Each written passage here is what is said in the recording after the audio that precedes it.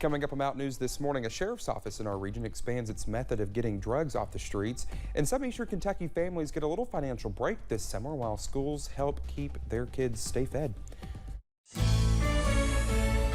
Dedicated to Eastern and Southern Kentucky, this is WYMT Mountain News this morning. Good morning to you. Almost 6 o'clock here on this Thursday morning. I'm Dakota Makris. It is Friday Eve, and let's take it over to Brandon for a look at our forecast. Brandon, I couldn't remember if we use Friday Eve. We don't use, what is it that I use? Saturday Eve? Is that what I used before and you didn't like that? But you won't be here to use that. So. No. But I can show up though. Well, I mean, if you want to. But I won't. So. If you show up tomorrow on your day off, that's your problem, asleep, not mine. So I'll be asleep. That's Don't right. wake me up. Don't call me. Nope. You know, it's a good idea. I could call you about this. You only, I won't be here. I'll be in Knoxville, so. Well, you'll still wake up if I call you. That's true. All right, let's get into it this morning and see what's going on out there. We're tracking some patchy dense fog as you start your day. Looking at that on the visibility map, you're seeing a lot of spots out there like Logan and Pikeville, Williamsburg, close to zero visibility and less than 1 mile for sure in Harlan and Middlesboro. Slow down. Take it easy. Be careful out there this morning. Mountain Parkway, just a few clouds there near the Wolf-Powell County line at Slade. So again, no major issues up that way, but other spots in our region fogged in this morning. 56 Clintwood, 68 now in Ashland. A lot of the low to mid 60s out there this morning. More crisp, more cool, comfortable out there actually is what I would say to that. 59 in Dew Point in Wise, and you see anything below 50, actually below 60 really, is kind of on the comfortable side there, and it does feel pretty nice out there this morning. Another day of our average high is the forecast high, 85 for both, 91 the record, set back on this day in 1993. Dakota? All right, Brendan, thank you. The impacts of drug abuse are felt by many across the region, but one southeastern Kentucky sheriff's office is aiming to lessen the impact of drugs within its community and surrounding ones. Our Alyssa Williams talked with deputies with the Laurel County Sheriff's Office about their interdiction team and the work they have done to curb the drug epidemic in our region. Doing what they can to fight the drug problem their county faces. We have seen a decrease. For several years, the Laurel County Sheriff's Office has operated its drug interdiction program. We hope that the word will get out that, you know, if you come to Laurel County, that we have drug interdiction people here, that's all they do, and we put people in jail here, and we're going to continue to do so. Public Affairs Deputy Gilbert Achardo says the office's drug interdiction team consists of 2 officers who strictly focus on drug-related issues in the area. When they come 10-8 in their cruiser and go on patrol, that's all they do. They don't answer complaints. They go to high drug activity areas. And the Sheriff's Office has expanded its team by partnering with the Clay County Sheriff's Office and the Barberville Police Department to create the 7580 interdiction team. Because a lot of times your drug people are intertwined with other counties, and they do their dealing there as well. So if we have a teamwork effort, in addition to us being more effective, we got more people that's on board from other agencies. Over the past 3 months, the team has confiscated more than 8 pounds of meth and $37,000 worth of assets, among other large quantities of substances. We're definitely proud that we have the manpower here to provide 2 deputies that's what they do. That's all they do, and it's shown that it's very effective. Helping to combat the drug epidemic across their county and region. In London, Alyssa Williams, WYMT Mountain News.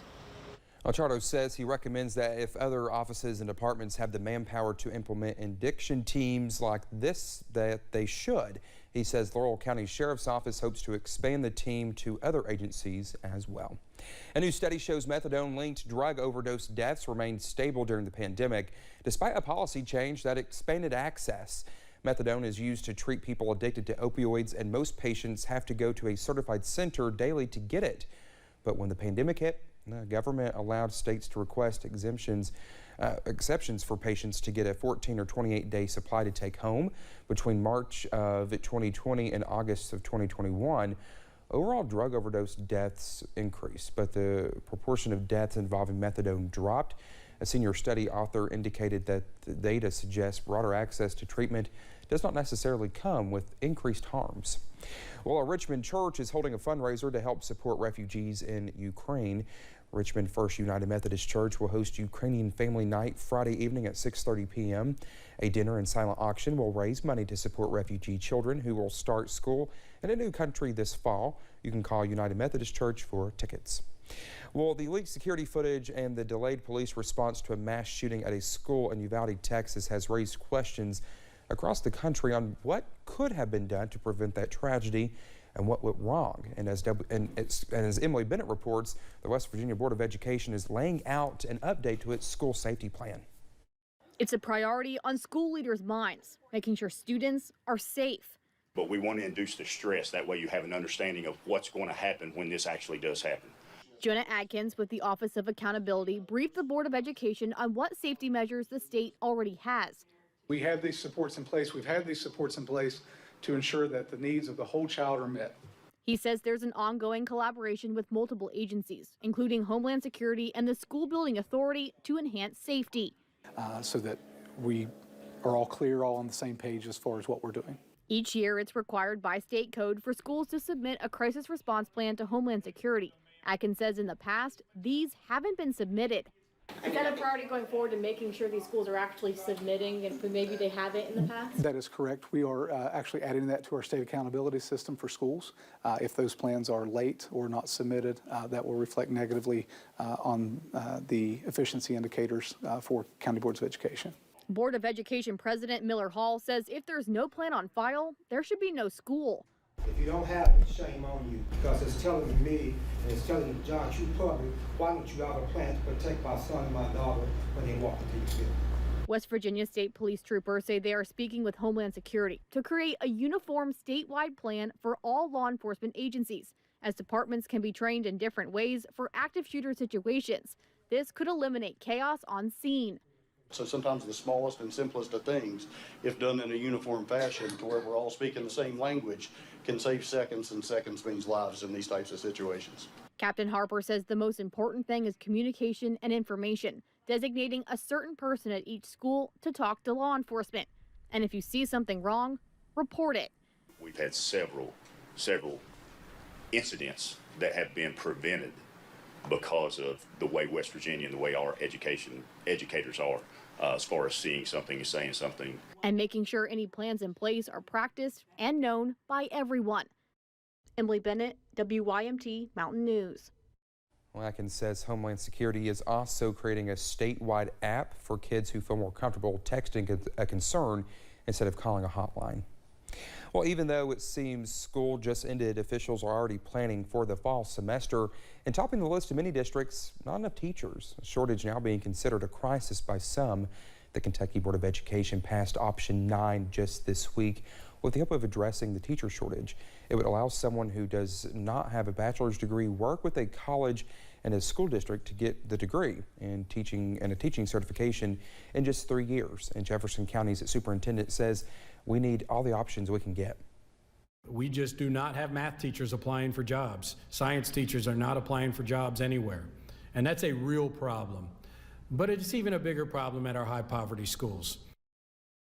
The person must be enrolled throughout the process and work with the experienced teachers for coaching and mentorship. The new option officially goes into effect today. Well, school districts and community organizations across the country are keeping students fed this summer. WYMT's Jordan Mullins talked to the Floyd County School District about how these programs help local families. As summer vacation rolls on, some children may suffer from food insecurity. During the summer, we do worry about our children because, after all, the kids in our community are our children, and we take great pride in giving them good, nutritious meals. Across the Commonwealth and the nation, school districts and community organizations are expanding their summer feeding programs. In Floyd County, the Board of Education has more than doubled the number of locations. We've expanded our summer food program service to 34 different sites here in the county. And in the past, we had about half those sites. The district also added 3 mobile routes with feeding sites across the county in order to make sure no kid goes hungry. We don't want nobody to go hungry. Any kid, anybody under the age of 18, if they'll come, we'll feed them.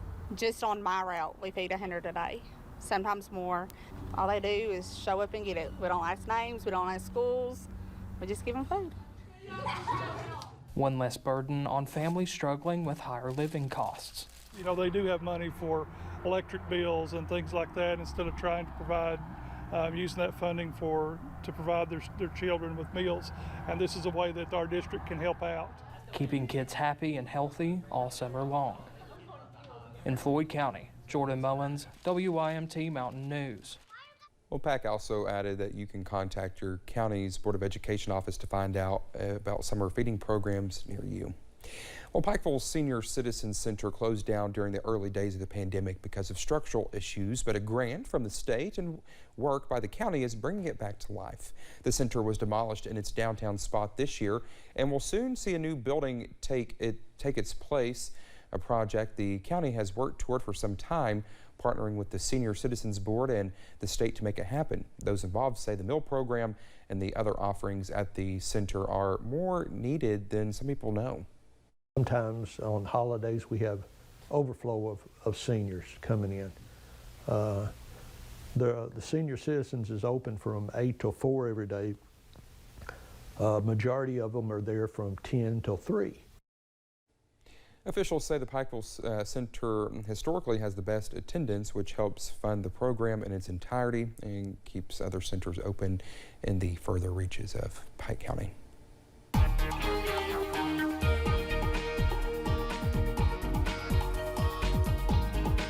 6:10 here on this Thursday morning, Friday Eve. Heading back over to Pike, we'll take a look at the US 119, US 23 camera. Bit of fog there, but not quite over the road just yet. It's up in the sky this morning, still slowly drifting toward the road. So we'll keep an eye on that for you there as we head out the door this morning. 56 Clintwood, 68 Ashland, 63 Somerset, Hazard, Williamsburg, Jacksboro, 59 again in Jonesville and Wise, and 67 in Wayne, Prestonsburg, and Jackson. 85 this afternoon. Straight chance for a passing shower or storm, as is typical this time of the year. As I said in my Facebook Live actually 2 days ago, if you're sitting right under high pressure, sometimes that rain will find its way to you. Mostly sunny skies otherwise. Not too humid today, but we'll warm up with the air temperatures. So our nice trend continues for a little while longer, along with those stray afternoon heat of the day rain chances before a weekend cold front comes into play on Sunday, and that could make for a soggy start till next week. Dakota? All right, Brendan, thank you. Coming up next, the U.S. tests out a new batch of high-tech missiles capable of reaching some unthinkable speeds. That's just ahead this morning.